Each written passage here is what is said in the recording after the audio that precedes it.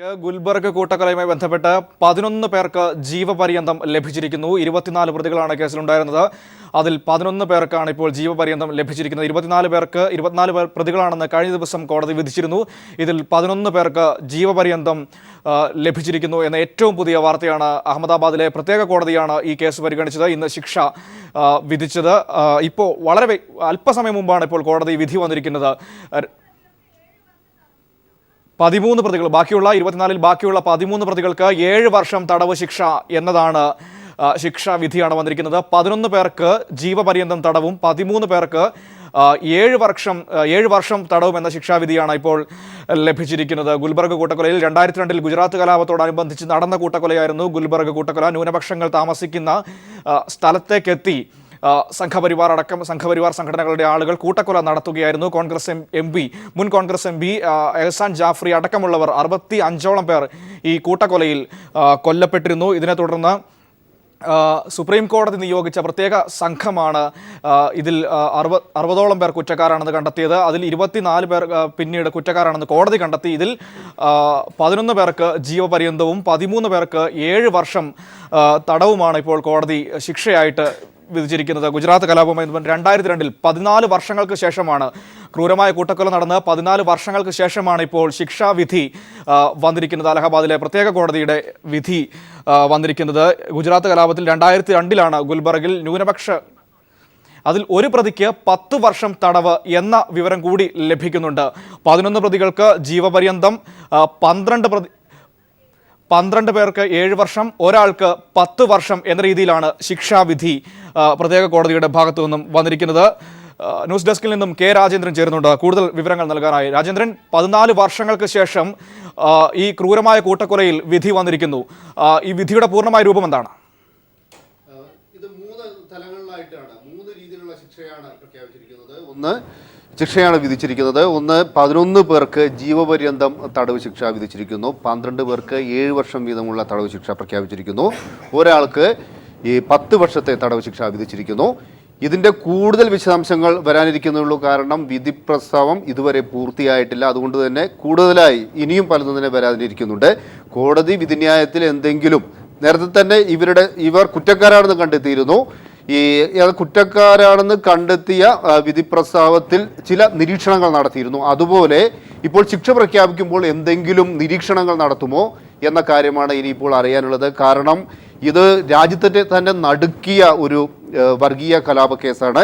ഇതിലേറ്റവും പ്രധാനപ്പെട്ട ഒരു കാര്യമെന്ന് പറയുന്നത് ഇത് വളരെ ആസൂത്രിതമായ ഗുജറാത്ത് കലാപവുമായി ബന്ധപ്പെട്ട് വളരെ ആസൂത്രിതമായി നടന്ന ഒരു സംഭവമായിരുന്നു.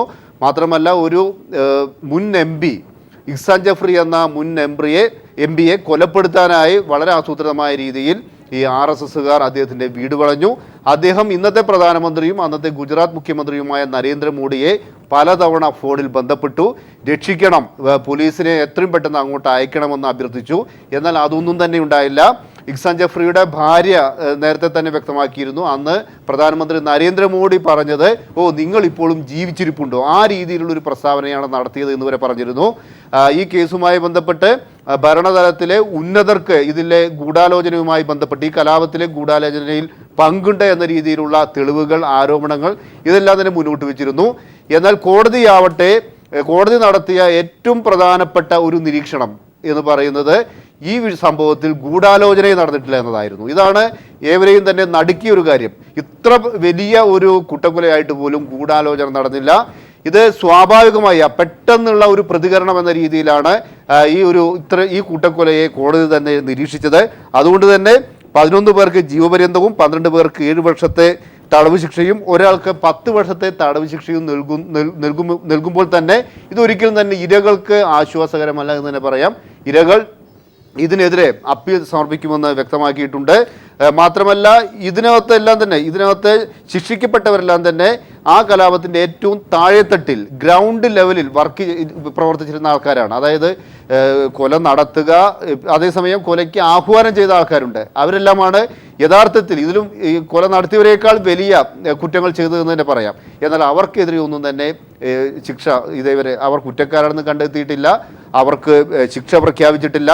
അതുകൊണ്ട് തന്നെ ഇപ്പോൾ നരോദ ഭാട്ടിയ കേസുമെല്ലാമായി ബന്ധപ്പെട്ട് കൈക്കൊണ്ടത് പോലുള്ള ശക്തമായ നടപടികൾ ഈ ഒരു കേസിന്റെ കാര്യത്തിൽ ഉണ്ടായില്ല എന്നൊരു വിലയിരുത്തലാണ് പൊതുവെ ഉള്ളത്.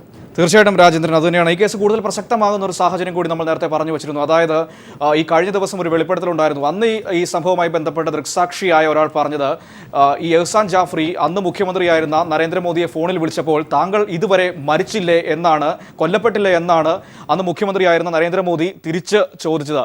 അത്തരത്തിൽ കൃത്യമായ ഈ മൊഴികൾ അവർ അന്വേഷണ സംഘം അടക്കമുള്ളവരുടെ മുന്നിൽ നൽകിയിരുന്നു. പക്ഷേ അതൊന്നും ഇവിടെ ഗൂഢാലോചന എന്ന ആ ഒരു രീതിയിലേക്ക് എത്തിക്കാൻ എന്തുകൊണ്ട് പ്രോസിക്യൂഷന് കഴിഞ്ഞില്ല എന്നതുകൂടി പ്രസക്തമാകുന്നില്ലേ? തീർച്ചയായിട്ടും. കാരണം ഇതിനകത്ത് 3 കാര്യങ്ങളാണ്. ഈ കേസ് നമ്മൾ പരിശോധിച്ച് കഴിഞ്ഞാൽ 3 കാര്യങ്ങൾ നമുക്ക് മനസ്സിലാക്കാൻ സാധിക്കും. ഒന്ന്, ഈ സാക്ഷികളിൽ ഇതിനകത്ത് ഏറ്റവും സാക്ഷികൾ എന്ന് പറയുന്നത് ഇരകൾ തന്നെയായിരുന്നു പ്രധാനപ്പെട്ട സാക്ഷികളിൽ പലരെയും തന്നെ ഭീഷണിപ്പെടുത്തിയും പ്രലോഭിപ്പിച്ചും കൂറുമാറ്റാനുള്ള വലിയ ശ്രമങ്ങൾ നടന്നിരുന്നു. അപ്പോൾ അതുകൊണ്ട് തന്നെ പല സാക്ഷികളും തന്നെ കൃത്യമായ തെളിവുകൾ നൽകാൻ തയ്യാറായില്ല എന്നതാണ് ഒരു പ്രധാനപ്പെട്ട വസ്തുത. രണ്ടാമത്തെ പ്രധാനപ്പെട്ട വസ്തുത, ഈ സാക്ഷികളിൽ തന്നെ ഇതിനകത്തുള്ള ഏറ്റവും പ്രധാനപ്പെട്ട ഒരു സംഭവം, എഹ്സാൻ ജാഫ്രിയുടെ കാര്യം പറയുകയാണെങ്കിൽ അദ്ദേഹത്തെ കൊലപ്പെടുത്താനായി അദ്ദേഹം താമസിക്കുന്ന സ്ഥലത്തുള്ള മറ്റ് അന്തേവാസികളെയും എല്ലാം തന്നെ രക്ഷപ്പെടുത്തുന്നതിനായി പോലീസിനെ പലതവണ വിളിച്ചു. പോലീസ് ഇടപെടാൻ തയ്യാറായില്ല. ഇദ്ദേഹം നരേന്ദ്രമോദി എന്ന് പറഞ്ഞാൽ ഇദ്ദേഹം ഒരു കോൺഗ്രസ് നേതാവായിരുന്നെങ്കിൽ കൂടി നരേന്ദ്രമോദിയുടെ ഒരു സുഹൃത്തു കൂടിയാണ്. അദ്ദേഹത്തെ വിളിച്ചപ്പോൾ അദ്ദേഹത്തെ പരിഹസിച്ചു. നിങ്ങൾ ഇപ്പോഴും ജീവിച്ചിരിപ്പുണ്ടോ? ആ രീതിയിൽ പരിഹാസ്യമായ ഒരു മറുപടി നൽകി. ഇതെല്ലാം കഴിഞ്ഞ് ഈ കലാപകാരികൾ അല്പസമയത്തിനുള്ളിൽ തന്നെ കൊലപ്പെടുത്തുമെന്ന് ഉറപ്പായപ്പോൾ അദ്ദേഹം ആത്മരക്ഷാർത്ഥം തോക്കുകൊണ്ട് പുറത്തേക്ക് വെടിവെച്ചു. അപ്പോൾ ഇതാണ് പ്രകോപനം ഉണ്ടാക്കിയത്. ഈ രീതിയിലുള്ള ചില നിർണായകമായ ഫൈൻഡിങ്സാണ് ഉണ്ടായത്. അപ്പോൾ അതുകൊണ്ട് തന്നെ ഒന്ന് കൃത്യമായ തെളിവുകളുടെ ഒരു അഭാവമുണ്ട് എന്ന രീതിയിലുള്ളൊരു വിലയിരുത്തൽ. മറ്റൊന്ന്, ഈ സാക്ഷി മൊഴികളിൽ പലരെയും നിർണായകമായ മൊഴികൾ നടത്തിയവർക്ക് നേരെ ഉണ്ടായ ഭീഷണിപ്പെടുത്തൽ. വേറൊന്ന്, ഇതിനകത്ത് പ്രതികളെ രക്ഷിക്കാൻ ഉതകുന്ന രീതിയിൽ ഈ കേസിലുണ്ടായ ചില പ്രധാനപ്പെട്ട നിരീക്ഷണങ്ങൾ. അതായത് എഹ്സാൻ ജാഫ്രി തന്നെ ഈ ആത്മരക്ഷാർത്ഥം എന്ന പേരിൽ തോക്കെടുത്ത് വെടിവെച്ചതാണ് പ്രകോപനം ഉണ്ടാക്കിയത്. ഇതെല്ലാം തന്നെ ഗൂഢാലോചന നടന്നില്ല എന്നൊരു കൺക്ലൂഷനിലേക്ക് എന്നൊരു നിഗമനത്തിലേക്ക് കോടതിയെ എത്തിക്കാനുള്ള ചില സാഹചര്യങ്ങൾ ഉണ്ടാക്കി. മാത്രമല്ല ഇതിനകത്ത് കോടതി കൈക്കൊണ്ട നടപടികൾ അതിനെതിരെ നേരത്തെ തന്നെ വിമർശനം ഉയർന്നിരുന്നു. സ്വാഭാവികമായും ഇപ്പോൾ ടിസ്റ്റാ സദൽവാദിന്റെ പ്രതികരണം വന്നുകൊണ്ടിരിക്കുകയാണ്. തത്സമയം अभी तक हमारे वकील से पता नहीं चला. हमारी मांग ये भी थी रिटन आर्ग्यूमेंट्स में, वोरा साहब ने की थी on behalf of the victim survivors and CJP कि अंडर 357 ऑफ द सीआरपीसी एक कॉम्पेंसेशन का भी मामला होता है जब इतनी गंभीर घटना होती है. उसके ऊपर जज साहब ने क्या कहा अभी तक मुझे पता नहीं चला, मगर हमने भी under 357 of the CrPC we had asked for compensation for the survivors. We do not know how the जज has dealt with that, but all in all we welcome the judgment but are very disappointed. വിധിയെ സ്വാഗതം ചെയ്യുന്നു. The verdict has come and from what we are hearing from the media, it is 11 people have been given life imprisonment, 11 people have given 12 have been given 7 years and one person, Mangilal Jain, has been given 10 years. We are very disappointed in the lesser sentence. We had argued for exemplary life imprisonment for all the accused, all the 24 accused. We had made a strong case that where sections like 436 and 149 are applied and they are part of a willfully armed mob that was on the attack from 9 a.m. right up to 5 p.m. There is no reason for such leniency in sentence. In that sense, that is disappointing. We will appeal this. We are also extremely disappointed. We are not sure about what the judge has said about our plea for compensation under section 357 of the CRPC. We await details from our lawyers on that. ચાય કરીશ નહીં થાય. Okay, આ જો ચુકાદો આવેલો છે જેમાં 11 લોકોને ઉંમર કેદની સજા અને બીજા 12 લોકોને 7 વર્ષની સજા અને એક મંગીલાલ જૈનને 10 વર્ષની സജ. രാജേന്ദ്രൻ, അത് തന്നെയാണ് ടീസ്റ്റയും പറയുന്നത്. അതായത് വിധിയെ സ്വാഗതം ചെയ്യുന്നു, പക്ഷേ വലിയ നിരാശയാണ് ബാക്കിയുള്ളത്. 24 പേർക്കും ജീവപര്യന്തമെങ്കിലും കിട്ടുമെന്നായിരുന്നു പ്രതീക്ഷ വച്ചിരുന്നത്.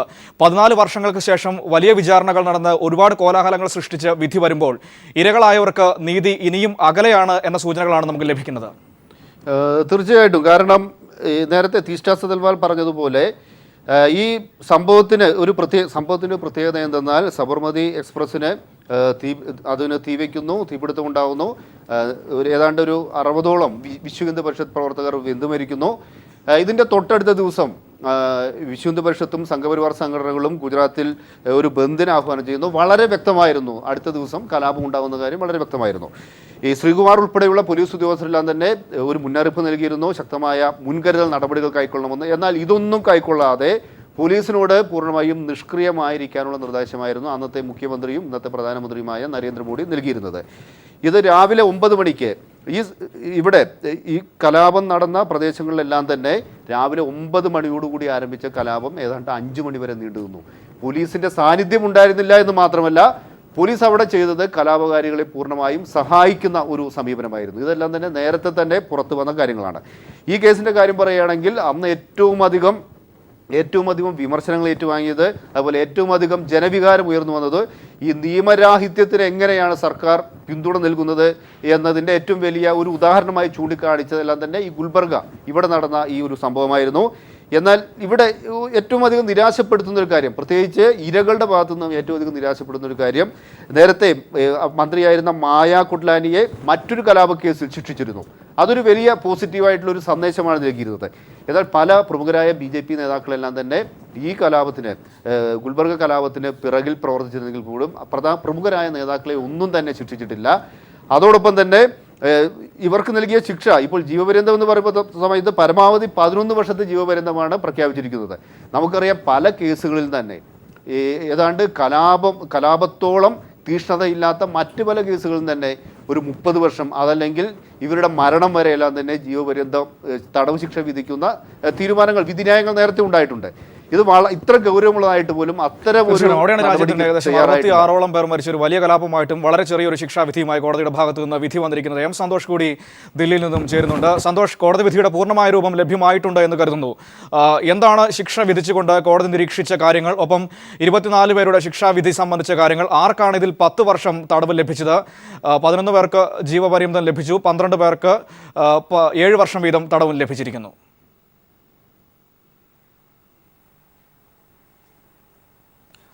മനു, ഈ കേസിൻ്റെ അല്ലെങ്കിൽ രാജ്യം മുഴുവൻ വളരെ ശ്രദ്ധയോടുകൂടി വീക്ഷിച്ച, വളരെ ആകാംക്ഷയോടുകൂടി വീക്ഷിച്ച ഒരു വിധിയാണ് ഇപ്പോൾ അഹമ്മദാബാദിലെ പ്രത്യേക കോടതിയിൽ നിന്നും ഉണ്ടായിരിക്കുന്നത്. ഈ കേസിൻ്റെ വിചാരണ 7 വർഷത്തോളമാണ് ഈ പ്രത്യേക കോടതിയിൽ വിചാരണ നീണ്ടു നിൽക്കുകയും അതോടൊപ്പം തന്നെ 1000-ലധികം സാക്ഷികളെ വിസ്തരിക്കുകയും ചെയ്ത ഒരു കേസാണ് എന്നുള്ള ഒരു പ്രത്യേകത ഈ കേസിനുണ്ടായിരുന്നു. ഇതിൽ തന്നെ ഈ കേസിൽ അവസാനമായി 23 പ്രതികൾ, അതിൽ 11 പേർക്കെതിരെയാണ് കൊലപാതക കുറ്റം ചുമത്തിയിരുന്നത്.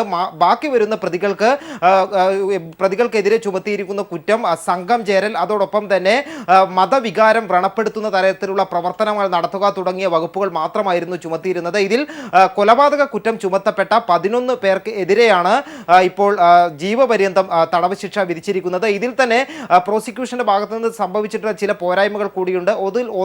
ഇതിൽ കൃത്യമായ ഗൂഢാലോചന കുറ്റം തെളിയിക്കാൻ കഴിഞ്ഞില്ല എന്നുള്ള ഒരു വീഴ്ച പ്രോസിക്യൂഷന്റെ ഭാഗത്തു നിന്നും ഉണ്ടായിരിക്കുന്നു. നമുക്ക് ഈ ആദ്യഘട്ടം മുതൽക്ക് തന്നെ ഈ കേസിന്റെ ഒരു നാൾവഴികൾ പരിശോധിച്ചാൽ കാണാൻ വേണ്ടി കഴിയുന്നത്, ഈ കേസിനോട്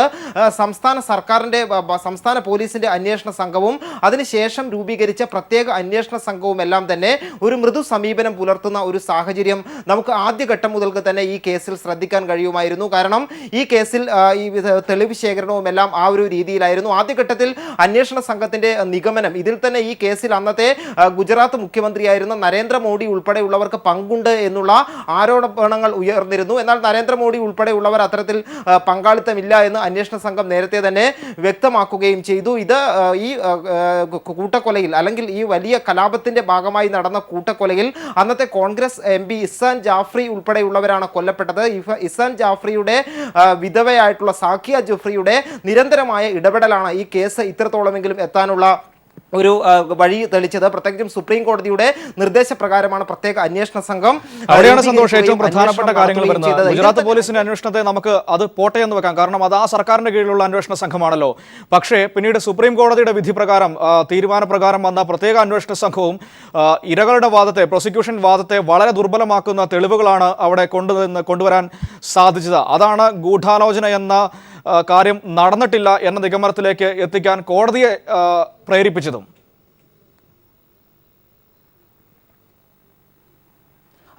മനു, തീർച്ചയായും ഈ പ്രത്യേക അന്വേഷണ സംഘത്തിന്റെ ചില നിഗമനങ്ങൾ അല്ലെങ്കിൽ ഈ കുരുതി നടക്കാൻ ഈ കലാപം ഈ ഗുൽബർഗ സൊസൈറ്റി തീവച്ച് നശിപ്പിക്കുന്ന ആ ഒരു സംഭവത്തിലേക്ക് കാര്യങ്ങൾ നയിച്ചതിനെ ഈ പ്രത്യേക അന്വേഷണ സംഘം നോക്കിക്കണ്ടിരുന്നത് ഇങ്ങനെയാണ്.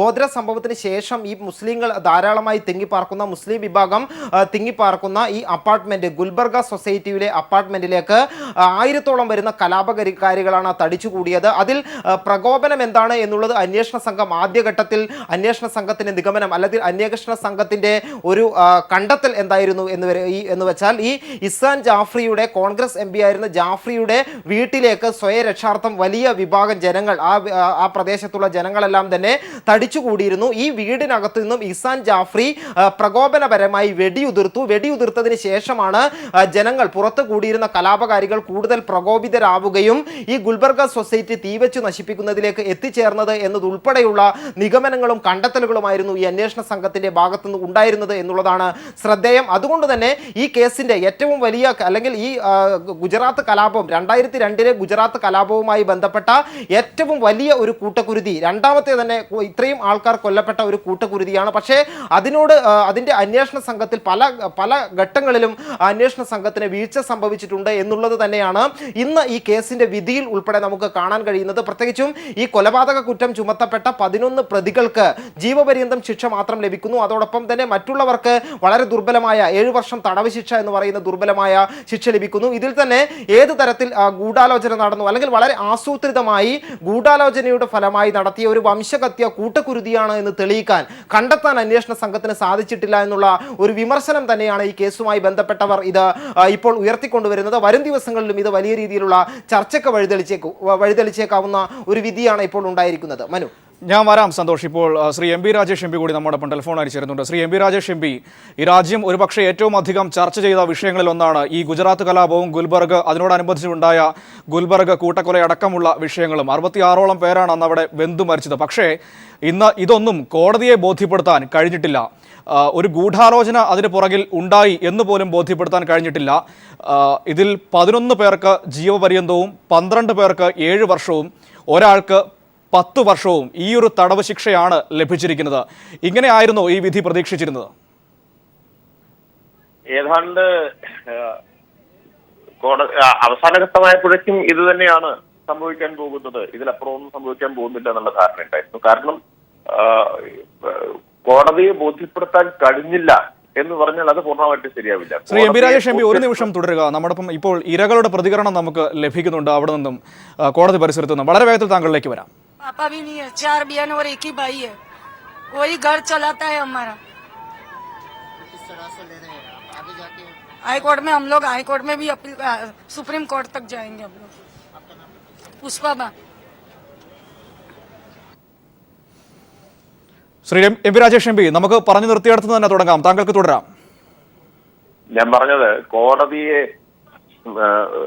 ബോധ്യപ്പെടുത്താൻ കഴിഞ്ഞില്ല എന്ന് പറയുന്നതല്ല ശരി. കോടതിയെ കുറെ കൂടി ശരിയായിരിക്കുന്നത് കോടതിയെ ബോധ്യപ്പെടുത്താതിരിക്കുന്നതിൽ, ഈ തെളിവുകൾ കോടതിയുടെ മുമ്പിൽ അവതരിപ്പിക്കാതിരിക്കുന്നതിൽ ഗുജറാത്തിലെ ഗവൺമെന്റ് വിജയിച്ചു എന്ന് പറയുന്നതാണ്. അങ്ങനെ പറയുന്നതാണ് ശരി. കാരണം പ്രതികൾക്ക് വേണ്ടിയാണ് ഗവൺമെന്റ് അവിടെ നിന്നത്. കാരണം പ്രതികൾ സംഘപരിവാറിന്റെ ഉന്നതരാണ്, BJPയുടെ വിശ്വ ഹിന്ദു പരിഷത്തിന്റെ എല്ലാം പ്രമുഖരാണ്. BJPയുടെ ഒരു കോർപ്പറേറ്റ് കൗൺസിലർ തന്നെ പ്രതികളുടെ കൂട്ടത്തിലുണ്ടായിരുന്നു. മറ്റൊരു ഉന്നത VHP നേതാവിന്റെയും പേര് മാധ്യമങ്ങളിലെല്ലാം വന്നിരുന്നു. അവരെല്ലാം കുറ്റക്കാരല്ലെന്ന് കഴിഞ്ഞ ആഴ്ച തന്നെ കോടതി, 2 ആഴ്ച മുമ്പ് കോടതി കണ്ടെത്തിയിരുന്നു. അപ്പോ അത്തരത്തിലുള്ള ആളുകളെ രക്ഷിക്കുക എന്ന സമീപനമാണ് ഗവൺമെന്റും പ്രോസിക്യൂഷനും എല്ലാം സ്വീകരിച്ചിട്ടുള്ളത്. അത് ഈ കേസ് നടത്തിപ്പിന്റെ തുടക്കം മുതൽ ഈ ആക്ഷേപങ്ങൾ ഉണ്ടായിരുന്നു. അതുകൊണ്ടാണല്ലോ 14 കൊല്ലം നീണ്ടു നിന്ന നിയമയുദ്ധം വേണ്ടി വന്നത്. ഒടുവിൽ വിചാരണ കോടതിക്ക് ഇത് വിചാരണ നടത്തുന്നതിന് വേണ്ടി അവിടെ പോലീസ് തെളിവുകൾ ശേഖരിക്കാതിരിക്കുകയും തെളിവുകൾ നശിപ്പിക്കുകയും അട്ടിമറിക്കുകയും ഒക്കെ ചെയ്തുകൊണ്ടിരുന്നതിനെതിരെ സുപ്രീം കോടതി വരെ നീണ്ടു നിന്ന നിയമ പോരാട്ടത്തിനൊടുവിലാണ് ഒടുവിൽ വിചാരണ ഇപ്പൊ പൂർത്തിയാവുന്നത്. 14 കൊല്ലത്തിന് ശേഷമാണ് ഈ വിചാരണ നടക്കുന്നത് എന്ന് പറഞ്ഞു. ശ്രീ രാജേഷ്, ഇപ്പോൾ സാക്കിയ ജാഫ്രിയുടെ പ്രതികരണം കൂടി വരുന്നുണ്ട്. നമുക്ക് അതും കൂടെ ഒന്ന് കേൾക്കാം. വളരെ വേഗത്തിൽ വരാം.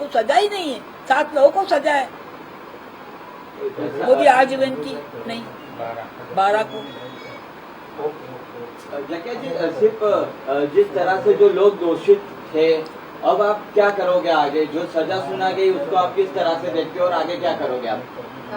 उसको तो मैं नामुकम्मिल ही समझूंगी और फिर मुझे तैयारी करना पड़ेगी।